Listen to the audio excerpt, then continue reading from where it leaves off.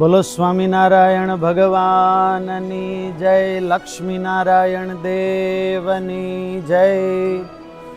વાલા ભાવિકો, અત્યારે સ્વામિનારાયણ મંદિર, ભૂપેન્દ્ર રોડ, બોરડીવાળું મંદિર, ત્યાં પુણ્ય પવિત્ર ધનુર્માસનો આજના દિવસથી પ્રારંભ થયો છે।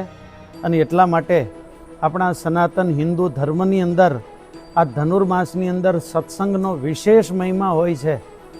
આપણા સનાતન ધર્મના દરેક મંદિરોમાં ભગવાનની કથા અને સત્સંગના આયોજનો થતા હોય ત્યારે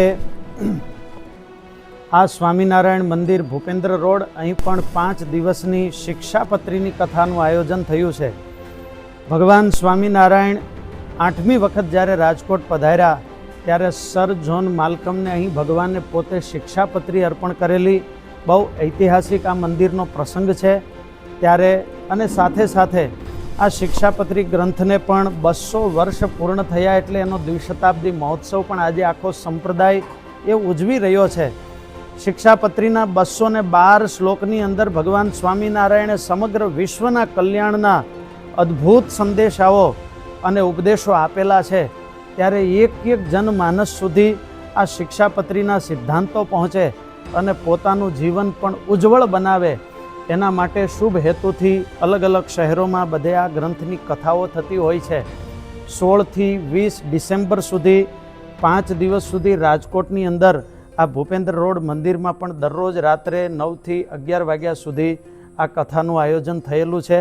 માટે ખાસ રાજકોટ અને આજુબાજુમાં વિસ્તારમાં રહેતા ભક્તજનો ખાસ આ દિવ્ય કથાઓનો પણ લાભ લેજો। સાથે સાથે અહીંથી વડોદરાની અંદર પણ 21 થી 25 સુધી કથાઓ છે, એમ અવિરત એ બધી કથાઓ ચાલતી હોય છે। અમારા ગુરુ મહારાજ પૂજ્યપાદ દેવકૃષ્ણદાસજી સ્વામી અહીં રાજકોટ ગુરુકુલમાં બિરાજે છે। પૂજ્યપાદ મહંત સ્વામી આ મોટા સંતોના અદ્ભુત જીવન અને એના પરિણામે આજે હજારો નહીં પણ લાખોની સંખ્યામાં એ નાના નાના બાળકો આ શિક્ષાપત્રીનું પાલન કરે છે। સવારે ઉઠીને પોતાના માતા પિતાને પગે લાગે છે અને વંદન કરે છે।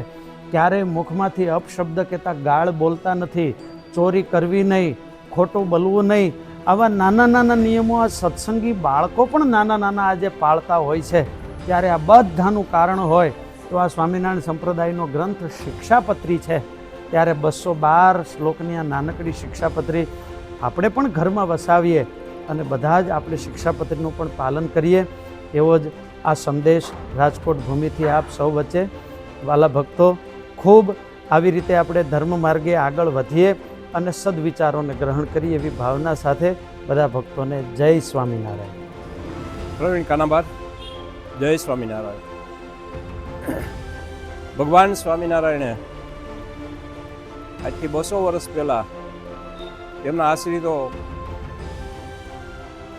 ને માટે એક શિક્ષાપત્રી ગ્રંથ, નાનકડો ગ્રંથ છે, પણ આપણે કહીએ ને કે ગાગરમાં સાગર સમાવીને પોતાના આશ્રિત માટે એક અમૂલ્ય ભેટ આપી છે।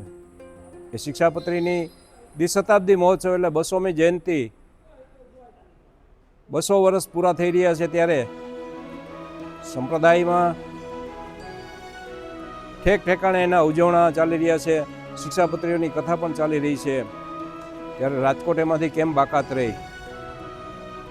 રાજકોટ ગુરુકુળના સુપ્રતિષ્ઠિત વક્તા પરમ પૂજ્ય શાસ્ત્રી મંગલ સ્વામી તથા શાસ્ત્રી નીલકંઠ સ્વામીની અમૃતવાણી રૂપે આજથી રાજકોટના આંગણે, જ્યાં શ્રીજી મહારાજે આજથી 200 વર્ષ પહેલાં સર માલ્કમને શિક્ષાપત્રીજીએ ભેટ આપી હતી, આ સ્થળે, એ સ્થળ ઉપર આપણે દિવ્ય શિક્ષાપત્રી ગ્રંથની કથાનું આયોજન કરેલું છે। 5 દિવસ, આજ પહેલે દિવસે આપ જોયું હતું મોટી સંખ્યામાં ભાઈઓ તેનો લાભ લીધો, બહેનોએ, અને ખૂબ ઉમળકાભેર સ્વામીની જે પરાવાણી છે એનો આનંદ માણ્યો છે। આ જ રીતે ફરી આપણે 4 દિવસ પૂરો લાભ લેવાનો છે શિક્ષાપત્રીની આજ્ઞા ઉપર। તો સર્વે લાભ લઈ, જય સ્વામિનારાયણ।